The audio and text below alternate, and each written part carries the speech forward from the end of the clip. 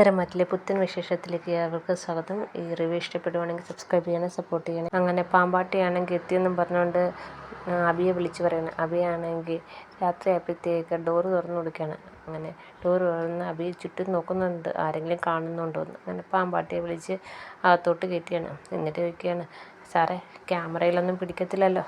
അപ്പം അബി പറയാണ്, ക്യാമറ എല്ലാം കംപ്ലൈൻ്റ് അല്ല, ഞാൻ കുടുങ്ങും, താൻ പേടിക്കണ്ടാടോ എന്ന് പറയണം. അങ്ങനെ അവർ രണ്ടിനകത്ത് കയറിയിട്ട് അബി അങ്ങ് ഡോറടയ്ക്കുകയാണ്. അപ്പം പാമ്പാട്ടി ചോദിക്കുകയാണ്, എന്തിനാ സാറേ ഡോറടച്ചത്?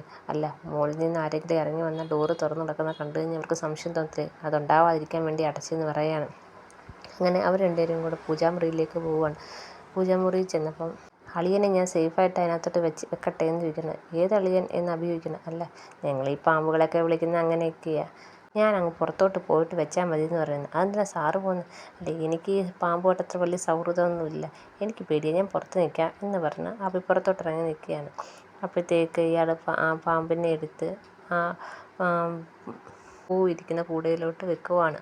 വെച്ച് കഴിയുമ്പോഴത്തേക്ക് അബി തിരിച്ചുവരികയാണ്. സാറ് പേടിക്കണ്ട, ആ അളിയനെ ഞാൻ സേഫായിട്ട് അതിനകത്ത് വെച്ചിട്ടുണ്ട്, അവനെ സ്വസ്ഥമായിട്ട് അതിനകത്തിരിക്കുക, ആരെങ്കിലും ശല്യം ചെയ്താൽ അവരെ ശരിയാക്കും എന്ന് പറയുകയാണ് പാമ്പാട്ടി. അപ്പോൾ അഭിയോഗിക്കുകയാണ്, ശല്യം ചെയ്താലേ കുത്തത്തോളം, ആ കൂടയ്ക്കകത്തിരിക്കുമ്പോൾ കൂടെ വന്ന് എടുത്ത് തുറക്കുമ്പോൾ അതിന് ശല്യം ചെയ്യല്ലേ, അപ്പോൾ എടുക്കുന്ന ആൾ ആരാണോ അവരെ കുത്തും എന്ന് ആ പാമ്പാട്ടി പറയുകയാണ്.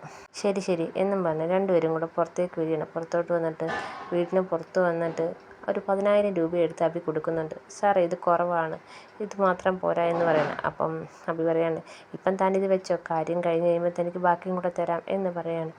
ശരിയെന്നും പറഞ്ഞ് അയാൾ അങ്ങ് പോവുകയാണ്. അബി നേരെ ജലജ എടുത്ത് വരികയാണ്. പാമ്പാട്ടി വന്നായിരുന്നു അമ്മയെന്ന് ചോദിച്ചു. വന്നിട്ട് എന്തായി കാര്യമെന്ന് ജലജ ചോദിക്കുകയാണ്. ഞാൻ നല്ല വിഷമുള്ള ഒരു മൂർഖനെ കൊണ്ടുവന്ന് പൂക്കൂടയ്ക്കകത്ത് വെച്ചിട്ടുണ്ടെന്ന് പറയണം. നാളെ രാവിലെ തന്നെ അവളത് തുറക്കുമ്പോഴത്തേക്ക് അവളെ കൊത്തും, പിന്നെ അവൾക്ക് എന്തെങ്കിലും സംഭവിച്ചില്ലെങ്കിൽ പോലും ആ കുഞ്ഞ് പോയി കിട്ടും, അതുറപ്പാണ്. അതല്ലേ ഇപ്പം എല്ലാവരുടെയും സന്തോഷം, അത് നമുക്ക് ഇല്ലാതാക്കാൻ പറ്റും. കുറേ നാളായി നമ്മളെല്ലാവരും കൂടി ഇട്ട് കുത്തി നോവിക്കുന്നില്ലേ, അതിനൊരു ചെറിയ പ്രതികാരമെങ്കിലും വീട്ടണ്ടേന്ന് അബി ചോദിക്കണം. അപ്പോൾ ജലജ പറഞ്ഞു, അത് നീ പറഞ്ഞത് ശരിയാണ്, നമ്മൾ വിചാരിക്കുന്ന പോലെയൊക്കെ നടക്കുമോ? അമ്മ പേടിക്കണ്ട, നല്ല വിഷമുള്ള ഒരു മൂർഖനാണ്, നമ്മൾ വിചാരിക്കുന്ന പോലെ തന്നെ കാര്യങ്ങൾ നടക്കും എന്ന് പറയുകയാണ് അബി. നാളെ നേരം വിളക്കുമ്പം അവൾ തന്നെ വന്ന് കോലം ഇടാനും വിളക്ക് കത്തിക്കാനും ഒക്കെ വന്ന് പൂജാമുറി വരും. വിളക്കം വെച്ച് കോലം ഇടാനൊക്കെ അവൾ വരും. അപ്പോൾ അവൾ തന്നെ വന്ന് ആദ്യം പൂക്കൂട എടുക്കും, അവളെ കൊത്തിക്കൊടും, അതോടെ കാര്യമല്ല ശരിയാവും. പിന്നെ കുഞ്ഞിന് വേണ്ടി ഗർഭിണിയായതിൻ്റെ പേരിലല്ലേ പാർട്ടി കിടക്കുന്നത്, അത് വൈകിട്ടല്ലേ, രാവിലത്തെ ഈ പൂജ കഴിയുമ്പോഴേ ഒരു പാർട്ടി വേണ്ടാന്ന് വെച്ചോളും എന്ന് അബി പറയുകയാണ്. കേട്ടപ്പോഴത്തേക്ക് ജലജയ്ക്ക് ഭയങ്കര സന്തോഷമാവും. നമ്മൾ വിചാരിക്കുന്ന പോലെയൊക്കെ നടന്നാൽ മതിയായിരുന്നു എന്ന് ജലജ പറയാണ്. നമ്മൾ വിചാരിക്കുന്ന പോലെയൊക്കെ നടക്കും അമ്മയെന്നും പറഞ്ഞാൽ അബി അങ്ങ് കയറി പോവുകയാണ്. അപ്പം ജലജ ഇങ്ങനെ സന്തോഷത്തോടെ നിൽക്കുകയാണ്. ഇപ്പം നയനെ കുത്തും, നയനയുടെ കുഞ്ഞു പോവും എന്നൊക്കെ ആലോചിച്ച് ഇങ്ങനെ സന്തോഷത്തോടെ നിൽക്കുകയാണ്. എന്നെ കാണിക്കുന്നത് നമ്മുടെ ദേവേനെ കിടന്നുറങ്ങുവാണ്. എന്നെ ഉറങ്ങുമ്പം ദേവേനയ്ക്ക് ഭയങ്കരമായിട്ട് ശ്വാസം മുട്ടുന്നുണ്ട്. ശ്വാസം മുട്ടി അവിടെ കിടന്ന് ജയനെ വിളിക്കുന്നുണ്ട്, കൈയിട്ട് എത്തിപ്പിടിക്കാൻ പറ്റുന്നില്ല. അങ്ങനെ ശ്വാസം മുട്ടി ദേവേനെ അങ്ങ് മരിച്ചു പോവുകയാണ്. അപ്പോൾ ഇത് സ്വപ്നമായിരുന്നു കണ്ടത്. നമ്മുടെ നയന ചാടി എണീക്കുകയാണ്, അമ്മയെന്നും പറഞ്ഞ് ചാടി എണീക്കുകയാണ്. അപ്പോൾ ആദർശ് കൂടെ എണീച്ചിരിക്കുക, എന്താന്ന് ചോദിക്കുകയാണ്. ഇല്ല, ഞാനൊരു സ്വപ്നം കണ്ടതാ, അമ്മയ്ക്ക് ശ്വാസം മുട്ട് വരുന്നതായിട്ട് ഒരു ചീത്ത സ്വപ്നം കണ്ടതാണ്. അത് സ്വപ്നമല്ലേ, നീ കിടന്നുറങ്ങ്. അല്ല, എനിക്ക് ആകെപ്പാട് ടെൻഷൻ, എന്തോ ആപത്ത് വരാൻ പോകുന്ന പോലെ. എന്താ ആപത്ത്? വെറുതെ ഉറക്കമൊഴിക്കാതെ കിടക്കാൻ പറയുകയാണ്. ആദർശ് കേട്ടോ, എന്തോ അമ്മയ്ക്ക് ആപത്ത് വരുന്ന പോലെ എനിക്ക് തോന്നുന്നു. അത് നിനക്ക് തോന്നുകയാണ്, ഞാൻ പറഞ്ഞില്ല അത് സ്വപ്നം മാത്രമാണ്, വെറുതെ ഉറക്കമൊഴിക്കല്ലേ, നമ്മുടെ കുഞ്ഞിൻ്റെ കാര്യം ശ്രദ്ധിക്കണ്ടേ, കുഞ്ഞിന് നല്ല 8 മണിക്കൂർ ഉറക്കവും നല്ല ആഹാരവും ഒക്കെ വേണമെന്ന് പറഞ്ഞിട്ടില്ലേ, ടെൻഷനൊന്നും വന്നുകൂടാതെ ഡോക്ടർ പറഞ്ഞ് നിനക്ക് ഓർമ്മയില്ലേ, പിന്നെ എന്താ നീ ഉറങ്ങാത്തത്? എനിക്കൊന്ന് കുറച്ച് നേരം പ്രാർത്ഥിക്കണമെന്ന് അതിനെ പറയാണ്. ശരി, നീ പ്രാർത്ഥിക്കാൻ നാളെ രാവിലെ ആയാൽ പോരെ എന്ന് ആദർശിക്കണം. പറ്റത്തില്ല, എനിക്കിപ്പം കുറച്ച് നേരം പ്രാർത്ഥിക്കണം, എനിക്ക് ആകെപ്പാടെ ഭയങ്കര ടെൻഷൻ ആദർശേട്ടാ എന്ന് പറയുന്നു. ശരി, നീ പ്രാർത്ഥിച്ചിട്ട് പെട്ടെന്ന് കിടക്കണേന്ന് പറയുകയാണ്. അപ്പം എന്നും പറഞ്ഞ് ആദർശം കിടക്കുകയാണ്. നയനയുടെ പ്രാർത്ഥിച്ച് നയന ഇങ്ങനെ ഇത് പ്രാർത്ഥിക്കുകയാണ്. നേരം വെളുക്കുന്നവരെ അങ്ങ് പ്രാർത്ഥന നടത്തി. അപ്പോൾ ആദർശം എണീക്കുമ്പോൾ, നീ ഇതുവരെ കടന്നില്ലേ, നീ പ്രാർത്ഥിച്ചിരിക്കുകയാണോ, എന്തുവാ ഉറക്കമൊഴിച്ചിരുന്ന് പ്രാർത്ഥിക്കുന്നതെന്ന് ആദർശം ചോദിക്കുകയാണ്. അപ്പം നയന പറയാണ്, എനിക്ക് കിടക്കാൻ തോന്നിയില്ല, എന്തോ ഒരു ആപത്ത് വരുന്ന പോലെ തോന്നി, അതുകൊണ്ട് ഞാനിങ്ങനെ പ്രാർത്ഥിച്ചങ്ങ് ഇരുന്നേ ആദർശേട്ടാ എന്ന് പറയാണ്. മുത്തശ്ശി പറയാണ് എന്ന് നീ 2 മണിക്കൂർ കിടന്ന് ഉറങ്ങിയിട്ട് എണീച്ചാൽ മതി. അപ്പം നയന പറയാണ് ഇപ്പോൾ ഉറങ്ങണ്ട, ഞാൻ പൂജയൊക്കെ കഴിഞ്ഞിട്ട് ഉറങ്ങിക്കൊള്ളാം. അപ്പം മുത്തശ്ശി പറയണം പൂജയൊക്കെ കഴിഞ്ഞ് കഴിഞ്ഞാൽ പിന്നെ പാർട്ടിയല്ലേ, പാർട്ടിക്ക് വേണ്ടി വീട് അലങ്കരിക്കണ്ടേ അന്നേരം. അപ്പം നയന പറയാണ് വലിയ അലങ്കാരമൊന്നും വേണ്ട മുത്തശ്ശിയേട്ടാ എന്ന് പറയും. അപ്പം ഞാൻ പാർട്ടിയൊക്കെ കഴിഞ്ഞിട്ട് ഞാൻ ഉറങ്ങിക്കോളാം, റെസ്റ്റ് എടുത്തോളാം എന്ന് നയന പറയാണ്.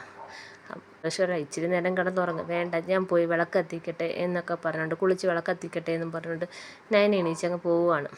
അപ്പം നേരെ കുളിയൊക്കെ കഴിഞ്ഞ് നേരെ നയനയാണെങ്കിൽ പൂജാമുറിയിലേക്ക് പോയി നിന്ന് പ്രാർത്ഥിക്കാൻ. ഈ സമയത്ത് ആദർശൻ്റെ അടുത്തേക്ക് നമ്മുടെ ദേവേനി വരികയാണ്. ദേവേനി വന്നിട്ട് ചോദിക്കാൻ നയന മോളെന്തി? അവളാണെങ്കിൽ രാവിലെ കുളിച്ച് പൂജാമുറിയിലോട്ട് പോയമ്മേ എന്ന് പറയാണ്. ഇന്നലെ രാത്രി അവൾ ഒട്ടും ഉറങ്ങിയില്ല, അമ്മയ്ക്ക് എന്തോ ആപത്ത് വരുന്നെന്നും പറഞ്ഞ് സ്വപ്നം കണ്ടെന്നും പറഞ്ഞുകൊണ്ട് ഇവിടെ രാത്രി മൊത്തം ഇരുന്ന് പ്രാർത്ഥനയാണ്. അപ്പം നീ അതിനെ സമ്മതിച്ചോ എന്ന് ദേവേനി ചോദിക്കുകയാണ്. അവളൊക്കെ പറഞ്ഞിട്ട് കേട്ടില്ല, അവൾക്ക് ഈ സമയത്ത് ഉറക്കം ഒഴിച്ചുവിടാമെന്ന് അറിഞ്ഞുകൂടായോ ഈ പെണ്ണിൻ്റെ ഒരു കാര്യം എന്ന് ദേവേനി പറയാണ്.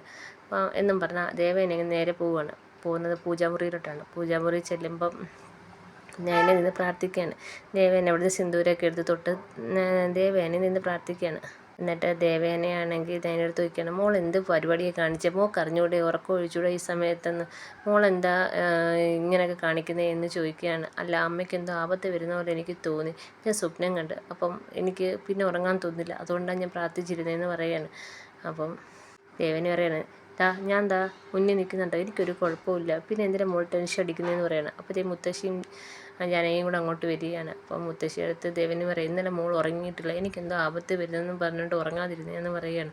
മുത്തശ്ശി പറയാണ് അങ്ങനെ ഉറങ്ങാതിരുന്നൂടെ മോളെ, മോൾക്ക് എന്തെങ്കിലും അങ്ങനെ പേടിയുണ്ടായിരുന്നെങ്കിൽ നേരെ ദേവേനിയെ പോയി നോക്കിയാൽ പോരായിരുന്നോ എന്ന് ചോദിക്കുകയാണ്. അപ്പോൾ ജാനകിയും ചോദിക്കണം അത് തന്നെ, നേരെ പോയി ദേവേനി അവിടെ കിടക്കുന്നുണ്ടോ, ദേവേനി നോക്കിയിട്ട് വന്ന് കിടന്ന് ഉറങ്ങിക്കൂടായിരുന്നോ ജാനകിയും ചോദിക്കുകയാണ്. പിന്നെ എനിക്ക് ഉറക്കം വന്നില്ല എന്ന് നയന പറയാണ്. ഈ സമയത്ത് ജലജ അവിടെ നിന്ന് ഒളിച്ചു നോക്കുവാണ്. അകത്തോട്ട് കയറാൻ പേടി, കാരണം അവിടെ പാമ്പിരിക്കുന്ന കാരണം കാണുമ്പോൾ എന്നെ കുത്തുമെന്ന് പേടിച്ച് ജലജ ഇങ്ങനെ ഒളിച്ചു നോക്കുവാണ്. എന്നിട്ട് വിചാരിക്കുകയാണ് അമ്മയെ മോളെ കുത്തിയാലും മതി, അമ്മായിയമ്മയെ കുത്തിയാലും മതി, രണ്ടായാലും ഒരേ ഫലമായിരുന്നു. പക്ഷേ വേറെ ആർക്കെങ്കിലും അത് വേറെ ആരെങ്കിലും കൂടെ എടുത്തിട്ട് അവരെ കുത്തിക്കഴിഞ്ഞാൽ നമ്മൾ വിചാരിക്കുന്ന ഫലം കിട്ടത്തില്ലെന്ന് ജലജ ഇങ്ങനെ ആലോചിക്കുകയാണ്. കാണിക്കുന്നത് അനിയൻ നന്ദുവിനെയാണ്. നന്ദു പറയാണ് അബിയെ പൂട്ടാനുള്ള ഒരു കാര്യം എൻ്റെ കൈ കിട്ടിയിട്ടുണ്ട്, ഞാൻ ഉടനെ തന്നെ അനന്തപുരി വന്ന് അവനെ അറസ്റ്റ് ചെയ്യുന്നുണ്ട് എന്ന് നന്ദു പറയാണ്. അപ്പം നാനി പറയാണ് ഇന്ന് എന്തായാലും വേണ്ട, ഇന്ന് അവിടെ ഒരു പൂജയും ഫംഗ്ഷനുകളും നടക്കുന്നുണ്ട്, നാളെ മതി എന്ന് പറയാണ്. അപ്പം നമ്മുടെ നന്ദു പറയാണ് ഞാൻ ചേച്ചിയത് പറഞ്ഞായിരുന്നു അവിടെ ഫംഗ്ഷൻ നടക്കുന്ന കാര്യം, എന്നെയും വിളിച്ചിട്ടുണ്ടായിരുന്നു, ഞാൻ വരുന്നില്ല. ആനി ചോദിക്കണം അതെന്താ നീ വരാത്തത്, അല്ലെ ഞാൻ വരുന്നത് നിൻ്റെ അമ്മയ്ക്ക് അത്ര ഇഷ്ടമുള്ള കാര്യമല്ലല്ലോ. അത് കുഴപ്പമില്ല, നമ്മൾ തമ്മിലുള്ള കല്യാണം നടക്കുന്ന അമ്മയ്ക്ക് ഇഷ്ടമല്ല, എന്നാലും നീ ആ കേസിന് വേണ്ടി ചെയ്ത കാര്യങ്ങളൊക്കെ ഞാൻ അമ്മയെ പറഞ്ഞ് ബോധ്യപ്പെടുത്തിയിട്ടുണ്ട്, അതുകൊണ്ട് തന്നെ നീ അവിടെ വരുന്നതെന്ന് പറഞ്ഞാൽ അമ്മയൊന്നും പറയത്തില്ല എന്ന് നമ്മുടെ അനി പറയാണ്. എങ്ങനെയെങ്കിലും എൻ്റെ ചേച്ചി അവൻ്റെ കയ്യിൽ നിന്ന് രക്ഷിക്കണം, അതാണ് ഇനി അടുത്ത കാര്യം. പിന്നെ ചന്തുമോടെ കാര്യം പറഞ്ഞു കഴിഞ്ഞാൽ ചേച്ചി അവനെ ചിലപ്പോൾ കൊന്നുകളയും, എന്നിട്ട് ചേച്ചി ആത്മഹത്യ ചെയ്യും. അവൻ്റെ കയ്യിൽ നിന്ന് എങ്ങനെയായാലും എൻ്റെ ചേച്ചി രക്ഷിക്കണം. ഇത്രയും പറഞ്ഞ് നന്ദു അങ്ങ് പോവുകയാണ്. പിന്നെ കാണിക്കുന്നത് അനന്തപുരിയിലാണ്. നമ്മുടെ അഭിയാണെങ്കിൽ വന്ന് പൂജാമുറി നോക്കുക, പാമ്പ് ഇറങ്ങി ആരെങ്കിലും കടിച്ചോ എന്നും പറഞ്ഞ് പാമ്പ് ആരെങ്കിലും കടിച്ചോളാൻ വയ്യാതെ വെപ്രാളപ്പെട്ടിരിക്കുകയാണ് അഭി. ഇതൊക്കെയാണ് ഇന്നത്തെ വിശേഷം. എല്ലാവർക്കും ഇഷ്ടപ്പെട്ടെങ്കിൽ സബ്സ്ക്രൈബ് ചെയ്യണം, സപ്പോർട്ട് ചെയ്യണേ.